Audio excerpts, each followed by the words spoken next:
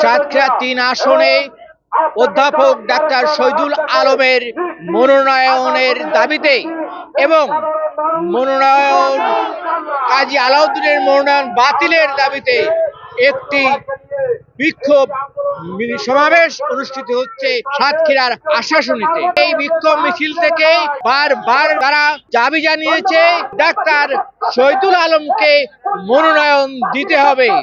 আর একই সাথে এক সময়ের জাতীয় পার্টির কাজী আলাউদ্দিনকে যে মনোনয়ন দেওয়া হয়েছে সেটি বাতিলের দাবি জানিয়েছে। জনাব তারেক রহমান দেশনেত্রী বেগম খালেদা জিয়ার কাছে হাত জোড় করে অনুরোধ করব আমরা যাতে শহীদুল আলম ভাইকে নমিনেশন আবার পুনরায় দেওয়া হোক। সাতক্ষীরা ৩ আসনের যাকে নমিনেশন দেওয়া হয়েছে ইনি আসলে বিএনপির কোনো নেতা নয়। আমরা বিএনপির বিরুদ্ধে যাচ্ছি না, আমরা এই আসনকে উদ্ধার করে নিশ্চিত পরাজয়ের হাত থেকে ডাক্তারের মাধ্যমে জয়যুক্ত করে দেশ নেত্রী বেগম খালেদা জিয়া তারেক রহমানের হাতে তুলে দেওয়ার জন্য এসেছি। আমরা শহীদুল আলম ভাইকে ছাড়া আমরা কাউকে ভোট দেবো না।